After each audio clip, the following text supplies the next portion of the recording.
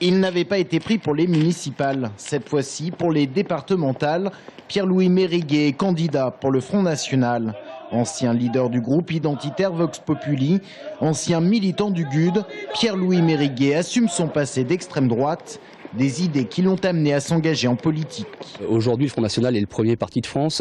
C'est le premier parti qui s'oppose à l'immigration massive, aussi qui veut résoudre les problèmes liés à l'immigration, qui s'affiche clairement à travers l'islamisme radical. De toute façon, lorsqu'on est patriote, on est identitaire. On a une identité, on a la France des clochers, on a les patries charnelles, on a des langues, on a des traditions. C'est le Front National. Oui, merci. Lui est un autre candidat médiatique du Front National, mis en avant par la direction locale du parti. Et pour cause, Jean-Guy Protin est un enseignant. C'est pas commun de voir un enseignant devenir adhérent du Front National?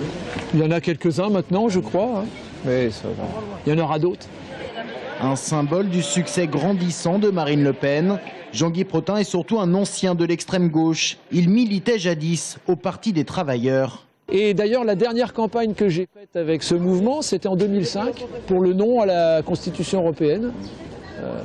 Donc comme quoi, vous voyez, j'ai pas beaucoup changé d'avis finalement. C'est en 2012 qu'il est séduit par le verbe de Marine Le Pen, alors candidate à la présidentielle.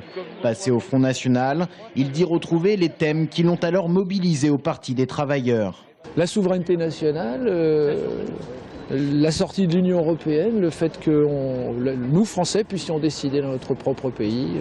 Seule nouveauté, le discours de Marine Le Pen sur l'immigration, auquel il dit adhérer sans aucun problème. Des oranges à manger ou à jus? Alors c'est de la bio, c'est de l'orange bio.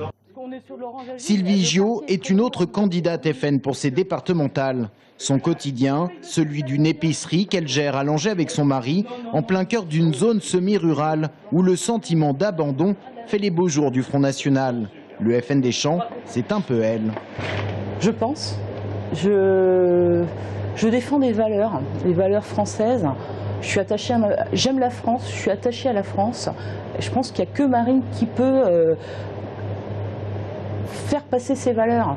Aujourd'hui, l'UMPS sont impuissants devant... ils ne connaissent pas la vraie misère en fait, des Français. Les fins de mois, pour eux, ne sont pas difficiles, hein.